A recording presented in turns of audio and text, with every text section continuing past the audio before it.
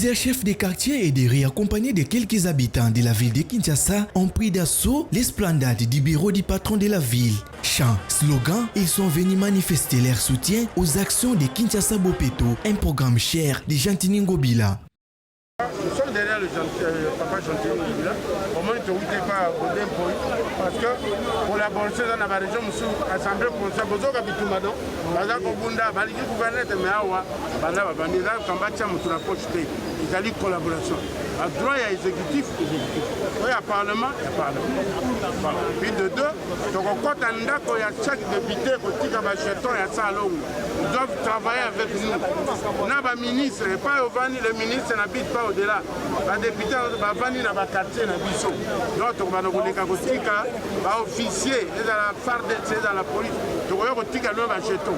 Tout ça, il y a Dans les soucis de voir la capitale congolaise rayonner de nouveau, ces citoyens promettent d'accentuer leurs efforts dans l'assainissement de leurs quartiers respectifs afin que la ville revête d'une nouvelle robe.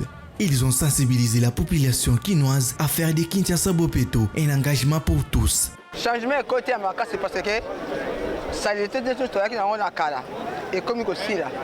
Donc comme il aussi la salle on va tant qu'on nous sommes po mboka ezala malamu yango tozana kati na likambo la kini Bopeto tolingi Kinshasa na biso ngenga tozala Kinshasa la belle Kinshasa est belle comme maman mais je suis belle tolingi bongo naza chef de rue na ki tokutana mokonzi na biso topesa message na biso toyoka ye pona reféliciter na musala azosala kini Bopeto yango wana tozoloba ke topesi maboko na musala aza kosala toza sima na ye tokotika ete. En dehors de l'appui financier mensuel du gouvernement central, dans les secteurs de l'assainissement de la capitale, l'hôtel de ville de Kinshasa attend réceptionner dans les prochains jours à Kinshasa des matériels roulants d'assainissement commandés de Chine. Plusieurs institutions du pays concernées dans la thématique de la gestion en eau, biodiversité, société civile environnementale et le chercheur du centre en ressources en eau du bassin du Congo se sont réunis le jeudi 20 août à Kinshasa dans le but de trouver les mesures urgentes à proposer aux autorités du pays à l'issue de la tragédie de la diffusion de polluants identifiés dans la rivière Kasaï et Chikapa. Alors ici, il était question pour nous de réfléchir sur les actions urgentes, sur l'approche opérationnelle sur le plan scientifique à proposer à l'autorité du pays. Nous avons fait une publication à la matière. En amont, nous avons également travaillé avec nos collègues des Vigioterra pour ce qui s'était passé. Et à l'issue de ces communiqués, cette dynamique s'est mise en place, d'abord au niveau des scientifiques, mais également aussi dans les milieux professionnels, dont des experts.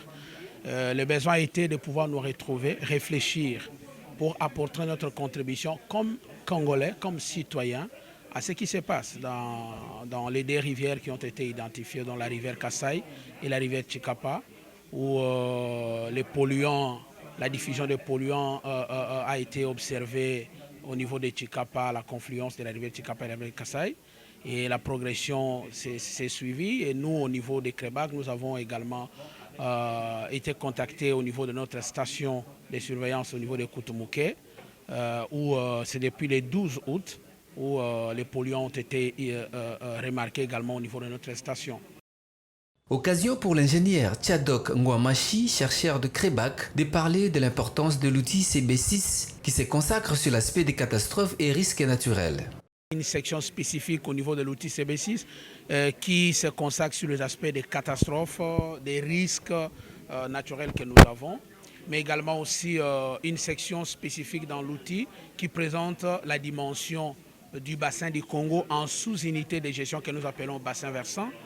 Alors, tout au long de la rivière Chikapa et la rivière Kasaï, nous avons subdivisé tous ces grands cours d'eau en plusieurs sous-unités par rapport aux affluents et à l'apport en quantité d'eau. Et au niveau de chaque unité, nous avons des informations liées à la population, les types de végétation, la couverture végétale, les caractéristiques physiographiques, les informations liées à la géologie et plusieurs d'autres informations.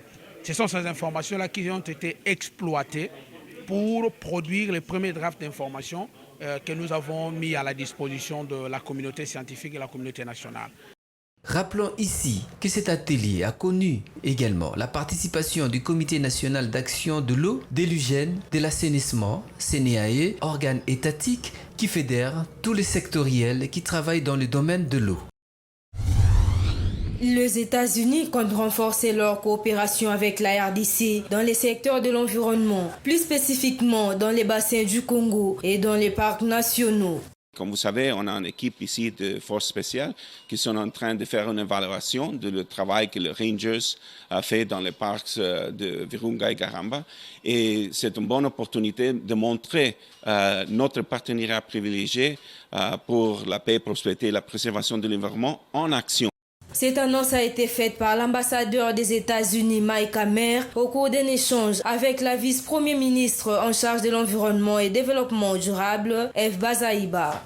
Pas seulement la conservation de la nature, mais de faire avancer la sécurité, la paix, la stabilité, et aussi de promouvoir le développement économique. Et les États-Unis, c'est toujours bien impliqué. C'est la raison que je voyage beaucoup à l'est du pays, à Goma, à Beni, à Bunia, partout, à Sud Kivu, pour voir comment on peut continuer à soutenir les efforts pour avancer la stabilité, le développement économique que c'est nécessaire pour le bien du pays, et aussi que c'est l'intérêt des États-Unis de soutenir le développement de l'RDC. Mike Hammer attend faire avancer les partenariats publics et privés dans les buts de booster l'économie du Congo.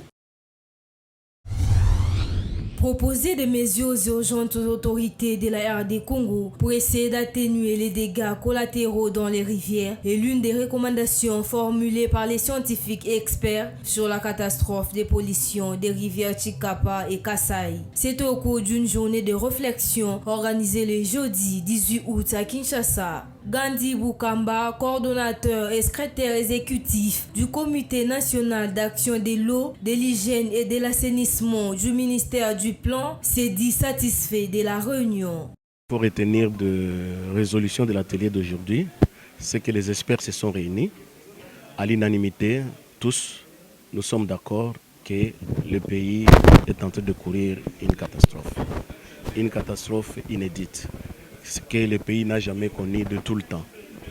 Ce que nous devons retenir est que les experts, les scientifiques ont harmonisé leur vie quant à l'origine et aux conséquences de cette pollution dans le bassin de Kasai. Ce qu'il faut aussi retenir est que les experts ont ils se sont accordés unanimement sur la manière par laquelle ils peuvent procéder pour essayer d'atténuer les dégâts collatéraux de cette pollution. Il reste à savoir si les autorités compétentes de ces secteurs et les gouvernements de la République vont s'y mettre et appliquer les résolutions de ces assises pour protéger la vie des milliers de Congolais qui vivent de ces cours d'eau. Le ministre national des hydrocarbures Didier Boudimbu, accompagné de celui du tourisme Modéron Simba, ont visité les installations de la Société congolaise des industries des raffineries SOCIR, située dans la cité balnéaire de Mwanda. Durant leur passage, ces ministres du gouvernement Samalou Kondé ont été éclairés de la situation et des projets à venir de cette société des raffineries. Nous avons fait un tour pour voir là où sera normalement érigé le projet de Sea Line que la SOCIR est en train de proposer au ministère et au gouvernement, qui pourra faciliter le transport des produits. Au lieu que ce soit déchargé au niveau de la bouée 16, ce sera aux côtés de Boulambe. À cette grande visite des installations, les ministres des tutelles trouvent une grande priorité qui est celle de remettre des outils neufs à la société pour augmenter la production du pays. À ce jour, raffiner le produit, on va raffiner quel produit? Déjà, c'est que produit Perenco, c'est 24 000 barils par jour. Donc si on prend la part qui revient à la RDC, on ne pourra pas raffiner grand-chose. Donc il nous faut forer. C'est pour ça que nous sommes en train de nous battre pour avoir des investisseurs par rapport au bloc que nous possédons actuellement et que nous puissions forer. Et quand on va forer, quand on va produire de l'huile, c'est à ce moment-là qu'on pense à raffinerie. On ne peut pas penser de raffinerie tant qu'on ne produit pas encore. Les randonnées fluviales effectuées au terme de la visite a permis au ministre de mieux cerner les enjeux de l'activité de la production pétrolière dans cette partie de la province du Congo central et appréhender dans les fonds l'environnement. La seconde étape de la campagne de sensibilisation SOS Rivière de l'UNICEF a consisté à une descente sur terrain pour visiter les rivières Kalamu, Matete, Yolo et Nzeli. Il était question pour la délégation de palper du doigt l'état de ces rivières et appliquer les notions théoriques apprises pendant les séances précédentes. Nous avons constaté à Kinshasa depuis un certain nombre d'années que nous avons fait les monitorings, que les rivières sont asphyxiées, qu'il y a presque plus d'êtres vivants dans ces rivières et c'est un danger pour les générations futures.